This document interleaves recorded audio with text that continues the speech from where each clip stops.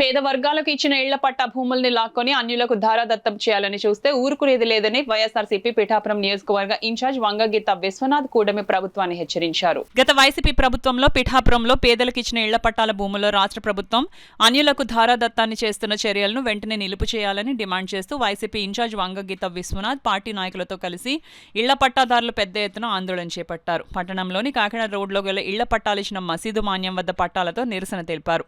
అక్కడి నుంచి నినాదాలు చేస్తూ భారీ ర్యాలీగా పాడా కార్యాలయానికి చేరుకున్నారు.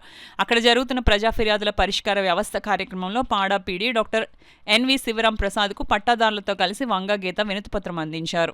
అనంతరం వంగగీత విశ్వనాథ్ మీడియాతో మాట్లాడారు. కార్యక్రమంలో పెద్ద ఎత్తున పట్టాదారులు, వైసీపీ నాయకులు పాల్గొన్నారు. స్కూల్కి, కాలేజీలకి వేరే వ్యక్తులకి దారాదత్తం చేయడానికి ప్రొసీడింగ్స్ ఇవ్వటం అనేది అత్యంత దురదృష్టకరం.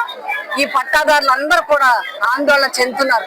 ఆ కుటుంబాలన్నీ కూడా రోడ్డున పడ్డాయి. ఆ కుటుంబాలన్నీ కూడా తీవ్రమైన దిగ్భ్రాంతి చెందారు. ప్రతి ఒక్కరు కూడా ఈ రోజు పట్టా చేత పట్టుకుని నా భూమి నాకు లేదా, నా పట్టా నాకు లేదా అని చెప్పి తీవ్రమైన ఆందోళనలో ఉన్నారు.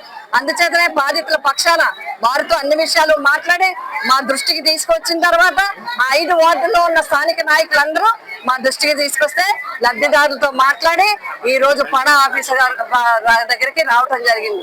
వీరితో మాట్లాడి మరి మన స్థానిక శాసనసభ్యులు డిప్యూటీ సీఎం గారి దృష్టికి తీసుకువెళ్ళి వీరు ఏదైతే ఆయుష్ కాలేజీలో కాకినాడలో శాంక్షన్ అయిన దాన్ని 5 ఎకరాలు కేటాయించారో అదే విధంగా ఎక్కడో కేరళకి చెందిన హైదరాబాద్ కి లో ఉన్న ఒక స్కూల్ కోసం, ఒక సంస్థ స్కూల్ కోసం ఈ జగనన్న కాలనీలో కొన్న భూమిలో 20 ఎకరాలు ఇవ్వాలని ప్రొసీడింగ్స్ ని ఇచ్చారో వాటిని అన్నిటిని తక్షణం రద్దు చేయాలి. ఈ పట్టాదారులందరికీ కూడా గృహ నిర్మాణం ఇవ్వాలి. మౌలిక సదుపాయాలు తక్షణం కల్పిస్తే అందరూ కూడా గృహాలు నిర్మించుకోవడానికి ఉంటుంది.